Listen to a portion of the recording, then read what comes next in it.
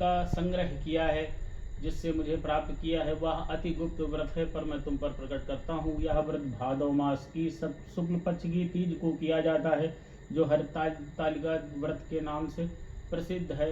जैसे तारागणों में चंद्रमा, नवग्रहों में सूर्य, वर्णों में ब्राह्मण, देवताओं में गंगा, पुराणों में महाभारत, वेदों में सोम, इंद्रियों में मन, वैसे सब व्रतों में यह व्रत श्रेष्ठ है। जो हरतालिका तीज हस्त नक्षत्र युक्त पड़े, वह और भी महान पुण्यदायक होती है। ऐसा सुनकर पार्वती जी ने कहा, हे महेश्वर, मैंने कब और कैसे यह तीजा व्रत किया था, विस्तार के साथ श्रवण करने की इच्छा है। इतना सुन भगवान शंकर बोले कि हे भाग्यवान उमा, भारतवर्ष के उत्तर में हिमालय श्रेष्ठ पर्वत है, उसके राजा का नाम हिमांचल है। वहाँ तुम भाग्यवती रानी मैना से पैदा हुई थी। तुमने बाल्यकाल से ही मेरी आराधना करना आरंभ कर दिया था। कुछ उम्र बढ़ने पर तुमने हिमालय की दुर्गम गुफाओं में जाकर सहेली सहित मुझे पाने हेतु तप आरंभ किया। तुमने ग्रीष्म ऋतु में बाहर चट्टानों पर आसन लगाकर तप किया, वर्षा ऋतु में बाहर पानी में तप किया, हिम ऋतु में पानी में खड़े होकर मेरे ध्यान में संलग्न रही।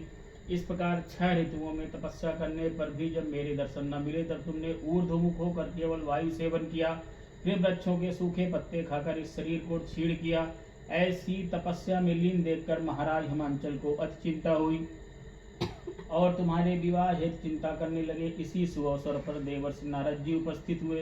राजा ने अति हर्ष के साथ नारद जी का स्वागत पूजन किया और उपस्थित होने का कारण जानने की इच्छुक हुए।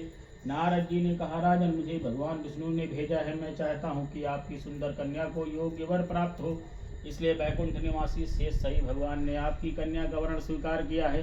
क्या आपको स्वीकार है? राजा हिमांचल ने कहा, महाराज, मेरा सौभाग्य है जो मेरी कन्या को विष्णु जी ने स्वीकार किया और मैं अवश्य उन्हें अपनी कन्या हुमा का कन्यादान करूंगा। यह सुनिश्चित हो जाने पर नारद जी ने बैकुंठ पहुंचकर श्री विष्णु भगवान से पार्वती जी के विवाह का पूर्ण होना सुनाया।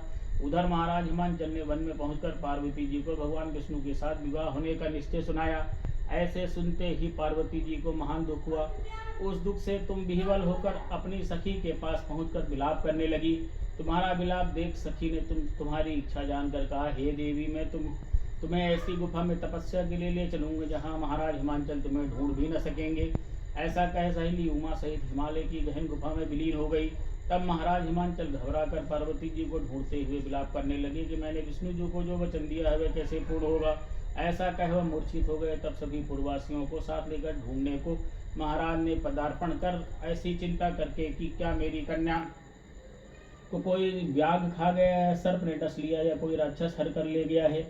उस समय तुम अपनी सहेली के साथ ही गहन गुफा में पहुंच बिना जल अन्न के मेरे व्रत को आरंभ करके नदी की बालू का लिंग स्थापित कर विविध वन पुष्प फलों से पूजन करने लगी। उसी दिन भादव मास की तृतीया शुक्ल पक्ष हस्त नक्षत्र युक्त प्राप्त थी। तुम्हारे द्वारा की गई मेरी पूजा के फलस्वरूप से मेरा सिंहासन हिल उठा, तो मैंने तुम्हें दर्शन दिया और तुमसे कहा, देवी, मैं तुम्हारे व्रत और पूजन से अति प्रसन्न हूँ। तुम अपनी कामना का मुझसे वर्णन करो। इतना सुन तुमने लज्जित भाव से प्रार्थना की, आप अंतर्यामी हैं, मेरे मन के भाव आपसे छुपे नहीं हैं, आपको पति रूप में चाहती हूँ। इतना सुनकर मैं तुम्हें एवं मस्त इच्छित पूर्ण वरदान देकर अंतर्ध्यान हो गया। इसके बाद तुम्हारे पिता हिमांचल मंत्रियों सहित ढूंढते ढूंढते नदी तट पर मारे शोक की मूर्छित होकर गिर पड़े। उसी समय तुम अपनी सहेली के साथ मेरी बालू की मूर्ति का विसर्जन करने हेतु नदी तट पर पहुंची।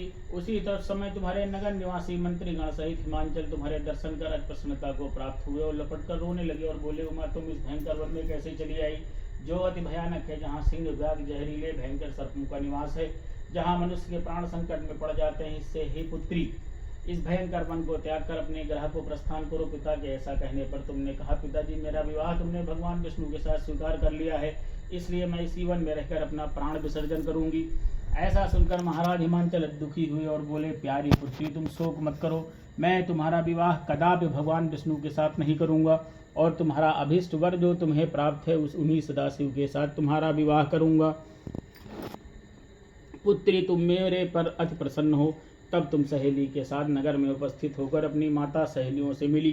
कुछ समय बाद शुभ मुहूर्त में तुम्हारा विवाह वेद विधि के साथ महाराज हिमांचल व महारानी मैना ने मेरे साथ कर पुण्य अर्जन किया है। सौभाग्यशालिनी, जिस सहेली ने तुमको हरण कर हिमालय की गुफा में रख मेरा तीज व्रत किया, इसी से इस व्रत का नाम हरतालिका पड़ा और यह व्रत सब व्रतों का व्रतराज हुआ। इस पर माता पार्वती ने कहा, प्रभु, अपने मेरे मिलने की सुखद कथा मुझे प्रसन्न तो किया, पर इस व्रत के करने का विधान व फल मुझे नहीं सुनाया। इसलिए कृपा करके मुझे इसके करने की विधि व पृथक पृथक फल भी सुनाइए। इतना सुन के भगवान शिव ने कहा, प्रिय, मैं इस व्रतराज का संविधान फल सुना रहा हूँ। यह व्रत सौभाग्यवती नारी व पति चाहने वाली कन्याओं को करना चाहिए।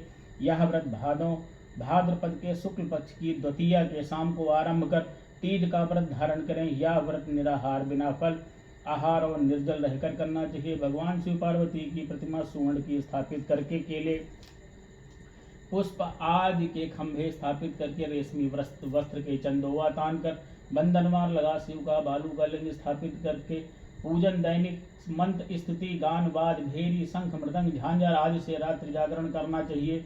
और भगवान शिव का पूजन करने के बाद फल फूल पकवान लड्डू मेवा मिष्ठान तरह तरह के भोग की सामग्री समर्पण कर फिर ब्राह्मण को द्रव्य अन्न वस्त्र पात्र आदि का दान श्रद्धा युक्त देना चाहिए। भगवान शिव को प्रति वस्तु को सिद्ध पंचाक्षरी मंत्र से ओम नमः शिवाय कहकर समर्पित करना चाहिए। प्रार्थना करते समय अपनी कामना इच्छा को भगवान के सामने प्रेषित करें। फिर पार्वती जी से आगे लिखी प्रार्थना करें, जय जगमाता मेरी भाग्य विधाता, तुम हो पार्वती